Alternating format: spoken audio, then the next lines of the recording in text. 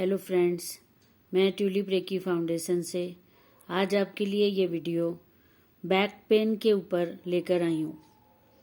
Back pain ऐसी problem है जो हर किसी को होती है, लेडीज़ हो, जेंट्स हो, किसी भी एज के हों, और थोड़ी थोड़ी एज बढ़ने के बाद तो ये प्रॉब्लम बहुत सीवियर हो जाती है। हर दिन हम सब बैक पेन को फेस करते हैं। बैक पेन को जैसे ही बैक पेन आपकी स्टार्ट होना शुरू हो जाता है, आजकल तो बहुत यंग एज पे बैक पेन स्टार्ट हो रहा है। बहुत यंग जनरेशन को 25 से लेकर के आजकल बैक पेन स्टार्ट हो रहा है उनको, और इतनी एज पे जल्दी से वो भूल जाते हैं उस चीज को कि अभी बैक पेन हो रहा था, और वो चलाते जाते हैं। और ये चीज तो 10 साल के अंदर अंदर इतनी सीवियर हो जाती है। बैक पेन की प्रॉब्लम ऐसी है कि शुरुआत की एज में, चाहे आपको वो 35 की एज से, 32 की, 30+ से आपको स्टार्ट हो, या फिर 20+ से स्टार्ट हो रही है आजकल, तो वो चीज 10-12 साल तो वो पता नहीं चलती, एज उसको सह जाती है। लेकिन जैसे जैसे एज बढ़ती है और टाइम बढ़ जाता है, अंदर से सारे टिश्यूज में वो चीज फैल जाती है, वो पेन, वो स्ट्रेच सारा, फिर वो पेन बर्दाश्त से बाहर हो जाता है, और तब काम चलाने के लिए लोग लेना शुरू कर देते हैं बैक पेन किलर्स। और पेन किलर्स से वो 2-4 साल तो जैसे तैसे निकाल देते हैं, लेकिन उसके बाद अंदर से प्रॉब्लम पूरी फैल चुकी होती है। उसके लिए सबसे जरूरी है कि आप अपने बैठने का, लेटने का पोस्चर बहुत सही रखें। जब भी आप बैठें, बिल्कुल पूरा स्ट्रेट बैठें। बेंड होके बैठने से बैक के ऊपर जो हमारी बैकबोन होती है उस पर पूरा प्रेशर आ जाता है, और वो बैकबोन हमारी बर्डन फील करने लग जाती है, और वहां से जहाँ से वो टिश्यूज बहुत बहुत देर तक एक ही पोस्चर में रह जाते हैं, वो टिश्यूज सारे कमजोर पड़ना शुरू हो जाते हैं। उसके लिए आपको बैठने का पोस्चर, लेटने का पोस्चर, आपका खड़े होने का पोस्चर, इस पे आपको देखना होगा कि वो एकदम स्ट्रेट हो, बैकबोन आपकी एकदम स्ट्रेट हो। आप खड़े हैं, बैठे हैं, लेटे हैं, आपकी बैकबोन एकदम स्ट्रेट हो। और दूसरी बात, आपका एक्सरसाइज बहुत जरूरी है, जिसमें स्ट्रेचिंग एक्सरसाइज और बैक के कुछ आसन, चाहे आप योगा में स्टार्ट कर सकते हैं।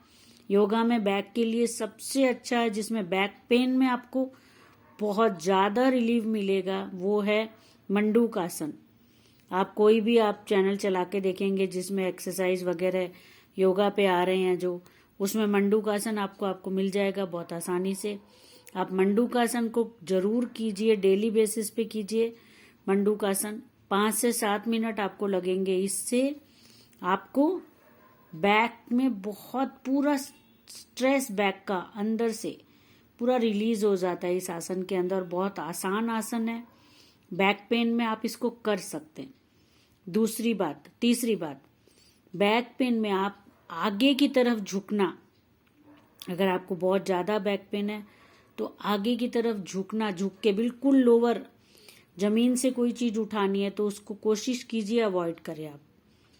और झुक करके फिर आपको भारी चीज उठानी है तब तो उसको आप जरूर से अवॉइड कीजिए, क्योंकि झुक करके भारी चीज उठाने में उसका पूरा प्रेशर उठते समय, जब आप चीज को उठा के खड़े हो रहे हैं झुकने के बाद, वो पूरा प्रेशर बैक पे आ जाता है, क्योंकि पूरी बेंड हो चुकी है बैक और पहले ही बहुत पेन है वहां पर।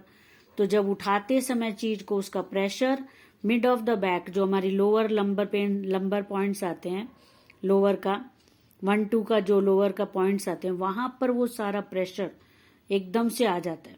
नीचे वाले जो डाउन की तरफ से 1-2 पॉइंट्स में बोल रही हूँ, उस पे पूरा प्रेशर आ जाता है, और वो प्रेशर आपको बहुत तेज पेन देके जाता है फिर, और अंदर से टिश्यूज में बहुत ज्यादा देर तक वो पेन फिर बना रहता है उस वजह से। और उसके बाद आप उससे बचने के लिए मंडूकासन पोस्चर आपका सही रखना है, और उसके बाद आपको मंडूकासन करना है, और आपको वेट नहीं उठाना है, झुक करके पूरा झुकना, जो जमीन तक कोई चीज उठाने के लिए, किसी और काम के लिए आपको झुकना पड़े तो आप कोशिश करें कि आप पहले कोई छोटा स्टूल, कोई छोटा ऐसा प्लेटफॉर्म हो जो बाथरूम स्टूल होते हैं या घर में कोई भी छोटे स्टूल, उस पर आप पहले बैठ जाएं। फिर बैठने के बाद आप उस चीज को उठाएं। चाहे इसमें आपको वो चीज उठाने के लिए छोटा स्टूल लेके आना पड़ रहा है, वो ठीक है, लेकिन आप पूरा कि उतनी देर वो चीज लाने में तो मैं नीचे से ही उठा लूंगी, ये जल्दबाजी ना करके आप बैठ के उस चीज को उठाएं।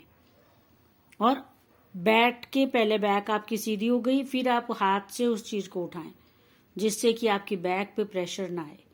तो प्रेशर से बचाना भी है, और एक्सरसाइज और पोस्चर वगैरह से, हॉट बैग जैसे ये तस्वीर में आपको दिख रहा है, हॉट बैग रखा हुआ है, हॉट बैग से जब भी पेन हो आप अपनी बैक को पूरा रिलीफ दे सकते हैं, रेस्ट करके रिलीफ दे सकते हैं।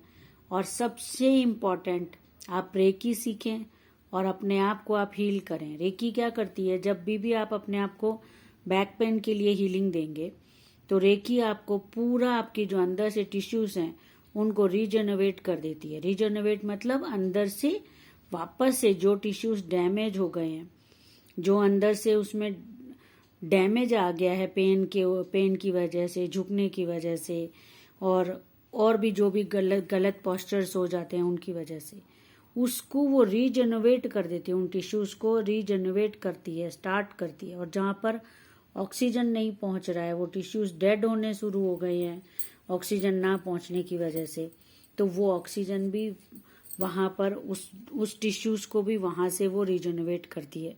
ये रेकी का काम है। रेकी को जरूर सीखें, बहुत इजी है सीखना।